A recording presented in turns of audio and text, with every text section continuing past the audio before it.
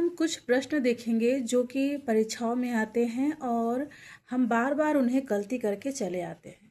तो यहाँ पे दंडी के किस ग्रंथ में 4 परिच्छेद हैं? दंडी के किस ग्रंथ में 4 परिच्छेद हैं? तो काव्यादर्श में है। दंडी के किस ग्रंथ में 4 परिच्छेद हैं? तो काव्यादर्श में है। पंचतंत्र किसकी रचना है? तो विष्णु शर्मा की रचना है। पंचतंत्र किसकी रचना है? विष्णु शर्मा की है। पंचरात्र किसकी रचना है? तो पंचरात्र रचना जो भास की है। तो पंचतंत्र जो रचना है वो विष्णु शर्मा की है। जिसमें तंत्र रहेगा वो विष्णु शर्मा की रहेगा और जिसमें रात्र रहेगा वो भास की रहेगी। प्रियदर्शिका नाटिका किसका है? तो प्रियदर्शिका नाटिका अगर पूछे किसका है तो श्री हर्ष का है। प्रियदर्शिका नाटिका किसका है? तो श्री हर्ष का है। दंडी के प्रपितामह, दंडी के प्रपितामह कौन थे? तो दंडी के प्रपितामह जो वो कौन है? तो भारवी हैं। दंडी के प्रपितामह कौन थे? भारवी हैं। उत्तर रामचरितम नाटक में कितने अंक हैं? तो उत्तर रामचरितम नाटक में 7 अंक है। अगर पूछे उत्तर रामचरितम नाटक में कितने अंक है तो 7 अंक है। राजशेखर के किस नाटक में 4 अंक हैं? वो अगर पूछे राजशेखर के किस नाटक में 4 अंक हैं तो कर्पूर मंजरी में है। राजशेखर के किस नाटक में 4 अंक हैं? तो कर्पूर मंजरी में है। कृष्ण मिश्र का प्रबोध चंद्रोदय में कितने अंक हैं? तो कृष्ण मिश्र का जो प्रबोध चंद्रोदय है उसमें कितने अंक हैं? तो 6 अंक है। अगर पूछे कृष्ण मिश्र का जो प्रबोध चंद्रोदय है उसमें कितने अंक हैं? तो 6 अंक हैं। हर्षचरित कितने उच्छ्वासों में विभक्त है? अगर पूछे कि हर्षचरित कितने उच्छ्वासों में विभक्त है तो 8 उच्छ्वासों में विभक्त है हर्षचरित। मालती माधव में कितने अंक हैं? 10 अंक है। मालती माधव के साथ आई थी, कितने लोग को लेकर आई थी? 10 लोगों को लेकर आई थी। तो यहाँ पे मालती माधव में 10 अंक हैं। और महावीर चरितम में और वीर आए तो 7 अंक। ठीक है, महावीर चरितम में 7 अंक है। यहाँ हम देखेंगे भवभूति के 3 नाटक। तो भवभूति के 3 नाटक कौन कौन से जो कि मोस्ट इम्पोर्टेंट है? वो है मालती माधव, उत्तर रामचरितम और क्या है? महावीर चरितम है। सबसे पहले मालती माधव जो है उसके रचनाकार भवभूति हैं। इसमें कितने अंक है? तो 10 अंक है। मालती माधव के साथ आई थी, 10 लोगों को लेकर आई थी, ये तो पता ही है। उत्तर रामचरितम में यह भी भवभूति का है, इसमें 7 अंक है क्योंकि इसमें राम आ रहा है तो इसमें 7 अंक है। और महावीर चरितम ये भवभूति का है तो इसमें भी 7 अंक है। कहने का मतलब कि जो भवभूति का जो नाटक है, जो मालती माधव के साथ 10 लोग को लेकर आई थी तो उसमें 10 अंक है।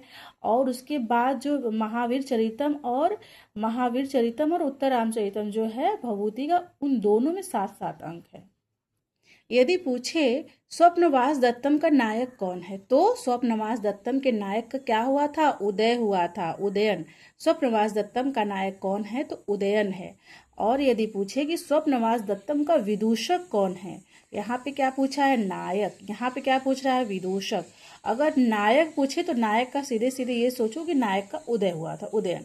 और वही पूछे कि स्वप्नवास दत्तम का विदूषक कौन है? अगर विदूषक पूछे तो बसंतक हो जाएगा। स्वप्नवास दत्तम का विदूषक कौन है? बसंतक। और स्वप्नवास दत्तम का नायक कौन है? तो उदयन। और विदूषक कौन है? तो बसंतक। इसके बाद क्या है? ये नीति शतकम और श्रृंगार शतकम दोनों में शतकम लगा है तो ये जो है भर्तृहरि की रचना है।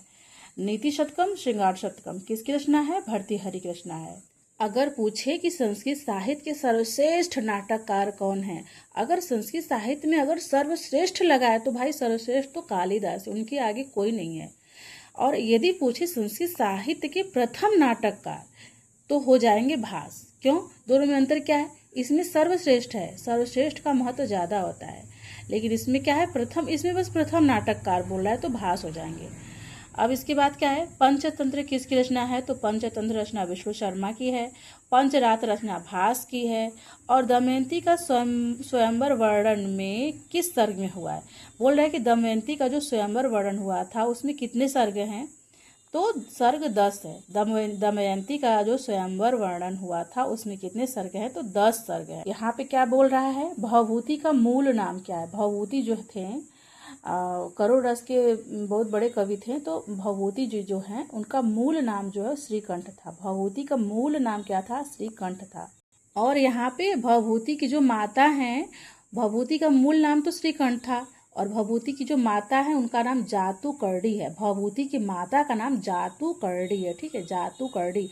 और भवभूति के पिता का क्या नाम था? नीलकंठ। देखो, भवभूति का जो मूल नाम था वो श्रीकंठ था। क्या था? एक बार फिर से देखते हैं। भवभूति का जो मूल नाम है वो श्रीकंठ है, ठीक। भवभूति का मूल नाम श्रीकंठ है, और भवभूति के जो ये पिता हैं उनका नाम नीलकंठ है। तो कंफ्यूज नहीं होना है श्रीकंठ और नीलकंठ में, ठीक है, क्योंकि जो भवभूति का मूल नाम था वो श्रीकंठ था, और जो भवभूति के पिता का नाम है वो नीलकंठ था, ठीक है। ऐसे याद कर लो ना कि जो भवभूति के पिता थे उनका जो कंठ था वो नीला नीला था शुरू से ही, ठीक है, ऐसे याद हो जाएगा। वो भवभूति के पिता का नाम नीलकंठ था, और भवभूति का मूल नाम क्या था? तो भवभूति का मूल नाम श्रीकंठ था, ठीक। भवभूति के पिता का नाम नीलकंठ, भवभूति का मूल नाम श्रीकंठ। तो भवभूति के पिता का नाम क्या था? नीलकंठ। इसके बाद क्या है? भारवी। अब आ गया भारवी। तो भारवी जो है उनकी माता का नाम क्या था? सुशीला। भारवी के माता का नाम क्या था? सुशीला। और भारवी की जो पत्नी थी उनका नाम क्या था? रसिकवती।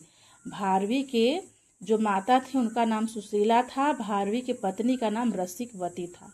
भारवी के पत्नी का नाम रसिकवती, भारवी के माता का नाम सुशीला। अब यहाँ देखेंगे राजशेखर की जो पत्नी है उनका क्या नाम था? तो राजशेखर की जो पत्नी है उनका नाम अवंती सुंदरी है। राजशेखर की जो पत्नी है उनका नाम अवंती सुंदरी है। क्या है? अवंती सुंदरी। अवंती सुंदरी किसका नाम है? राजशेखर की पत्नी का नाम है। और यहाँ पे देखेंगे राजशेखर के पिता का नाम क्या था? तो राजशेखर के पिता का नाम दरदूक है। राजशेखर के पिता का नाम दरदूक है, ठीक है। और राजशेखर की माता का जो नाम है वो शीलवती है। राजशेखर की माता का नाम शीलवती है, और राजशेखर के पिता का नाम दरदूक है, और राजशेखर की पत्नी का नाम अवंती सुंदरी है। तो एक बार फिर से देखते हैं। राजशेखर की पत्नी अवंती सुंदरी, राजशेखर के पिता दरदूक, राजशेखर के माता शीलवती। अब हम यहाँ देखेंगे हर्ष के नाटक। हर्ष के नाटक 3 है। प्रियदर्शिका, रत्नावली, नागानंद। प्रियदर्शिका, रत्नावली, नागानंद। हर्ष के नाटक कौन कौन से हैं? तो वो है प्रियदर्शिका, रत्नावली, नागानंद। कुछ महत्वपूर्ण कोई प्रश्न देखेंगे। दमयंती का जो स्वयंवर वर्णन हुआ था वह नैसी चरितम के कितने सर्ग हैं? तो उसमें 10 अंक है। दमयंती का स्वयंवर वर्णन में नैसी चरितम में कितने सर्ग हैं? मतलब कितने अंक है? 10 अंक है। भवभूति के मालती माधव में कितने अंक थे? तो मालती माधव के साथ आई थी 10 लोगों को लेकर, ठीक। भवभूति के महावीर चरितम में कितने अंक हैं? तो 7 अंक हैं, और महावीर चरितम में भी 7 अंक है। दोनों में 7-7 हैं, बस मालती माधव में 10 अंक है। और ये क्या है? दमयंती का स्वयंवर वर्णन नैसी चरितम में कितने सर्ग है? तो 10 है, ठीक। और यहाँ हम देखेंगे दंडी कैसे आचार्य थे? दंडी जो है अलंकारवादी आचार्य थे। अगर पुराने ज़माने में क्या होता था, जो स्त्रियां अगर अलंकार को धारण नहीं करती थी तो उनके परिवार वाले, घर वाले, पास पड़ोस वाले उन्हें ताना मारते थे, क्योंकि स्त्रियों का मुख्य पोशाक जो होता है वो अलंकार ही है, अलंकार धारण करना था। तो इसीलिए दंडी कैसे आचारवादी थे? अलंकारवादी थे। हालांकि ये कुछ बात है नहीं, ये मैंने एक ट्रिक लगाया है। तो दंडी कैसे आचार्य थे? एक अलंकारवादी थे। दंडी कैसे आचारवाद? क्योंकि अगर हम अलंकार धारण नहीं करेंगे तो हमें दंड मिलेगा। दंडी कैसे आचार्य थे? तो अलंकारवादी थे। यहाँ हम देखेंगे संस्कृत साहित्य में बोल रहा है कि संस्कृत साहित्य में रीति काल के जन्मदाता कौन थे? मतलब संस्कृत, हिंदी साहित्य नहीं, संस्कृत साहित्य में रीति काल के जन्मदाता कौन थे? तो भारवी थे।